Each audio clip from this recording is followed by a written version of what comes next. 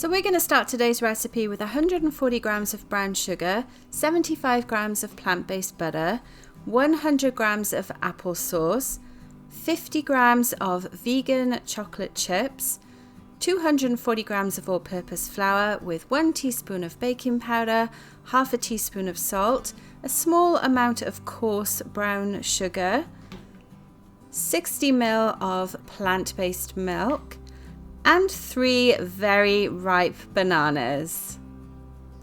Okay, so let's get started with this recipe. The first thing that you're going to need to do is obviously peel those bananas and mash them up in your mixing bowl. Now, this is a great recipe if you're looking for a way to use up bananas that you've forgotten to eat and just want to have some really nice homemade banana bread that's got added chocolate chips in it and is vegan as well. So it's great if you're looking for something that is good if you have certain allergies.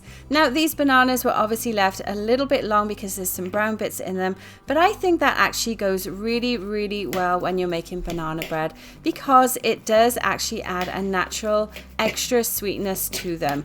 And we want to make sure that this banana bread is packed full of banana flavor. Now, in total, we're going to end up making 6 mini loaves, which are perfect for packing for a lunch, or if you're going to cut them up and put them in your kids' lunch boxes as well. Once you've got those bananas mashed up, we're just going to start to add the rest of the ingredients. And as always, you can find the full recipe link in the description below, and the recipe will be in grams and also in US cups as well. So now I've added my applesauce, which is our egg replacement. I've added room temperature plant-based butter as well. And finally, my plant-based milk. Now for this, I chose to use an almond milk because that's just what we prefer to use in our home. But of course, you could substitute with any type of milk that you prefer. As long as you use the same quantity, it's going to end up turning out the same way. Give all of that a quick mix together with your hand whisk.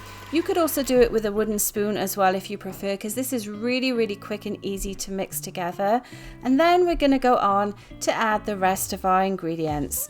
So now this is our all-purpose flour, baking powder, which is going to help everything rise, and a little bit of salt as well, just to balance the flavors and enhance them too. Now, the star I find of this recipe is also our brown sugar. I'm using 140 grams of that, which really adds a nice caramel undertone, gives a nice depth of flavor to the banana loaves as well, and I think just finishes it off perfectly. Give all of that a mix together as well, and you'll notice that this mixture is fairly thick. But that's great. It is a loaf cake at the end of the day, and we want it to be nice and full, but still have a good texture in it as well. So make sure when you're mixing as well that you get down to the bottom of the bowl so there are no bits of flour left and everything is perfectly combined together. Then we can finally add the chocolate chips. Now, I prefer to actually fold my chocolate chips in because that kind of helps to just keep them nice and evenly distributed in the loaves as well. You can add nuts, you could add different kinds of chocolate chips as well. Add whatever you like at this stage, and even if you want to add a few spices to lift everything even more, this would be the perfect time to stir those in. So now that our cake batter is done, we're going to start to prepare the mini loaf tin tray. And as you can see here, I'm just using a regular spray oil. I'm only going to use 6 cavities for this because this is a small batch recipe. And then it's just as simple as using a spatula to get all of that mixture into each of those cavities. Now, before you start making this recipe as well, you definitely want to make sure that you are preheating your oven. Now, I bake in Fahrenheit, which is 350 degrees for this recipe, and you can find the conversions in the recipe link in the description below as well. Each of these cavities is going to be fairly full as well, and if you do have trouble adding the mixture into them, you could always pop all of that batter into something like a tipless piping bag or even a Ziploc bag and actually fill it up that way instead, whatever is easiest for you. So let's get that last one filled up. You can see there's a nice amount of chocolate chips in each of those as well. And we will be doing one more thing to them before we pop them in the oven. Let's give that bowl a quick scrape down, make sure we're not losing any of that lovely batter. and then we're good to move on to the next stage. Now something I'm quickly going to do as well is just tidy up those little bits of batter that have gone onto the top of the pan just to stop it burning, and then give the pan a tap on the counter a few times to level everything off and help to burst any air bubbles that might be in there as well. Our final thing is then to add that coarse brown sugar on top.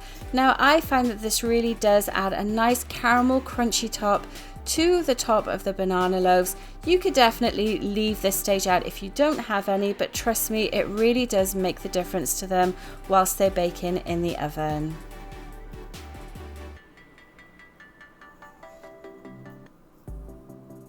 And then these are going to bake in our preheated oven again at 350 degrees Fahrenheit for around 25 minutes. And once they're done, this is what they look like. You can see how nicely risen they are, and we know that they're baked as well because they're slightly removed from the edges of those cavities too.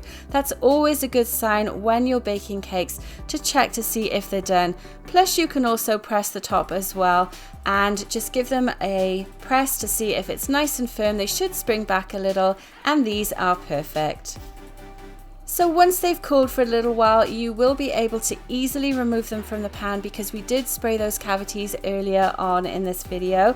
You can see when they come out, they've risen really nicely.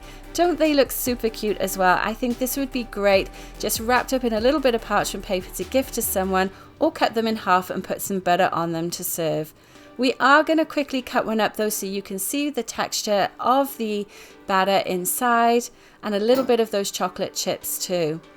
So I hope you've enjoyed this quick recipe showing how to make vegan mini banana chocolate chip loaf cakes. Let me know in the comments below if you're going to have a go at making these, and don't forget you can always find the recipe link in the description below as well. Thanks for watching and happy baking!